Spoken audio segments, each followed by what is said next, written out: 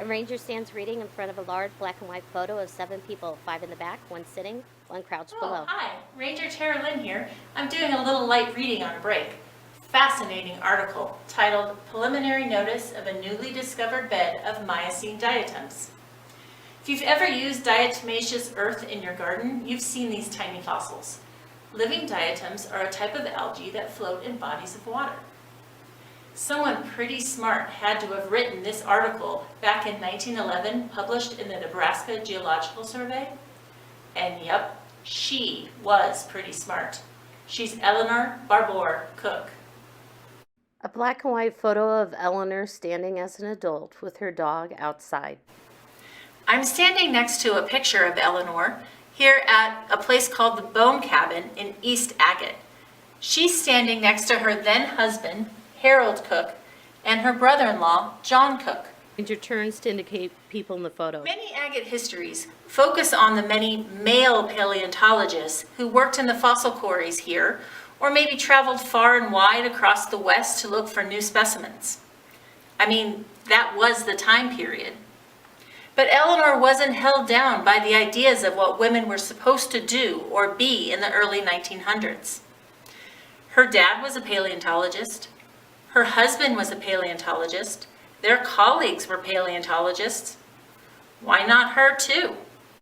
Black and white photo of Eleanor with her first baby standing outside of the Bone Cabin at Agate. In fact, one could argue Eleanor was the smartest and strongest of them all. After all, in addition to her studies and research, she still had to fulfill the duties of a married woman of that time. In 1910, her mother-in-law became seriously ill, so she became the head of the household of the Agate Springs Ranch. She had to care for her grandmother-in-law, her father-in-law, her uncle-in-law, her brother-in-law, and her husband, all while playing gracious hostess to all the scientists they welcomed at the ranch. And she homeschooled all 4 of her kids. I'm tired just thinking about all that work.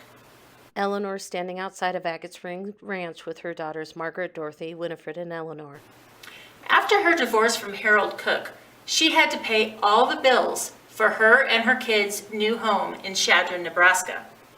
So single mom scientist extraordinaire Eleanor also taught geology, English, and paleontology at a local college. She also gave flute lessons in town during her ample spare time. Let's listen to Gretchen Mead talk about her grandmother and the funny ways she could hold her own in a man's world in the early 1900s. A slender woman with short gray hair sits in a library. When she was probably in late high school or early university, she went to her classroom and observed a couple of young men loitering oddly just outside the door. And alerted that something might be up, she enters the classroom and proceeds to her desk and opens her desk, and coiled up inside is a huge bull snake. And the boys are looking around the corner and observing. Well, they didn't know Eleanor, and they didn't know that she had been raised with snakes and had snakes as pets all her life.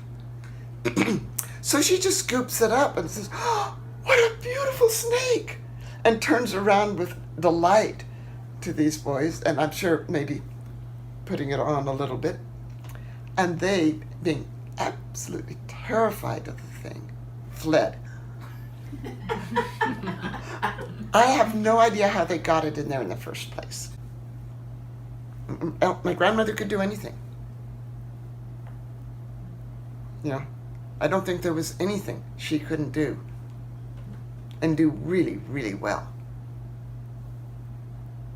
And if I were to say I had a hero, I think it'd be her.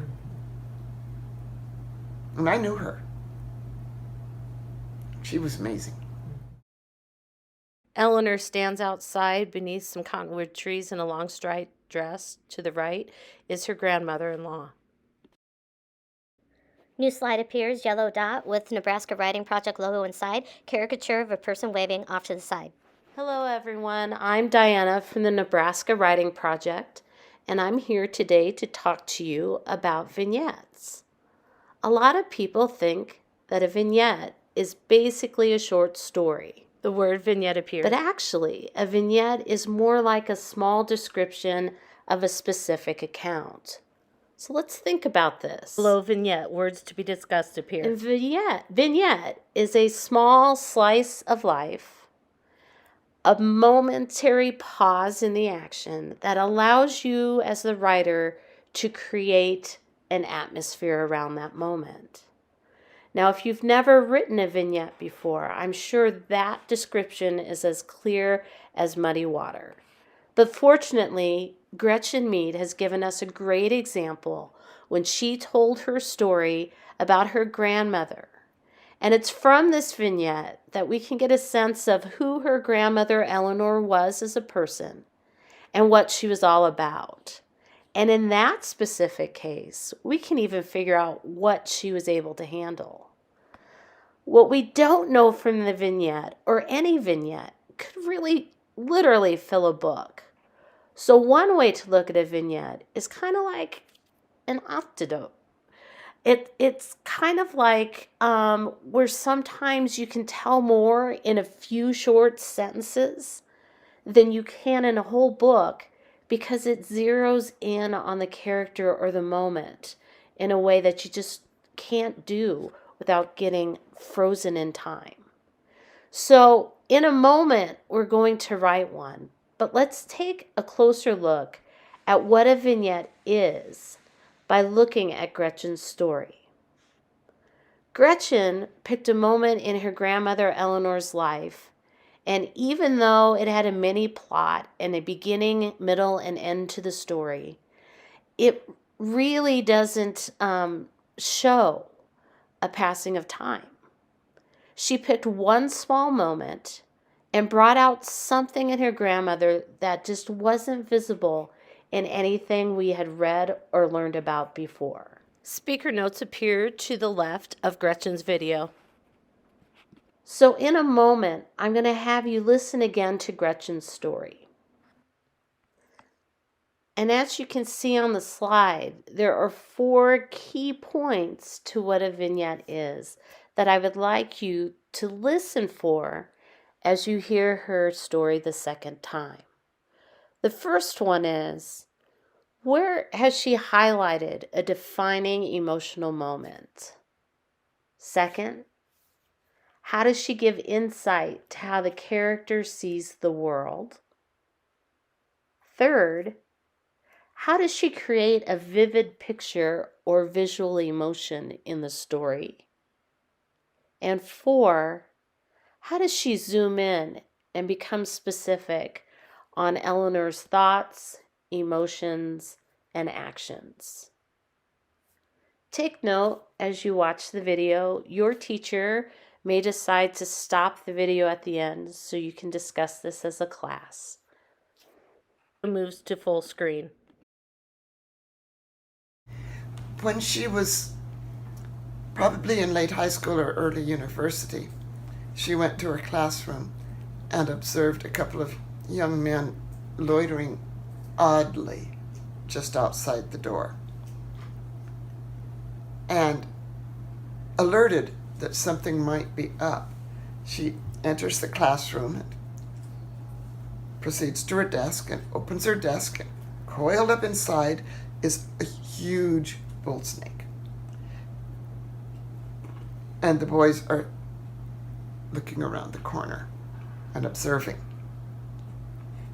Well, they didn't know Eleanor, and they didn't know that she had been raised with snakes and had snakes as pets all her life. So she just scoops it up and says, "Oh, what a beautiful snake!" and turns around with delight to these boys, and I'm sure maybe putting it on a little bit. And they, being absolutely terrified of the thing, fled. I have no idea how they got it in there in the first place. With speaker notes and Gretchen's video reappears. Now that you've experienced a vignette, it's time to take pen to page and try one of your own. If you're looking for an idea, you can always grab a moment from a current story you're writing, or you can think of a topic. It can be one that has crossed your mind lately. It could be something that is your favorite or something that's not your favorite. It could even be from a story that has been passed down to you. Whatever it is, you're going to employ the 4 main aspects of a vignette while writing the story, and I'll place them back up on the screen for you to see. Guides to writing a small vignette appears along with speaker notes. Number 1, highlight in your event a defining emotional moment. Then give insight on how the character sees the world through this moment. Create a vivid picture or a visual emotion. Zoom in, be specific. Let us know the thoughts, the emotions, and the actions that are happening all in the short snippet of time. But most of all, and this is a new one, don't worry about the structure. A vignette doesn't have to follow the typical story paradigm. Whatever you do, I do want to take a moment to tell you thank you for spending time with us today and writing. Sure, with thank you hands appear. These guidelines will remain on the board as long as you or your teacher sees that you need them. We look forward to reading your writing.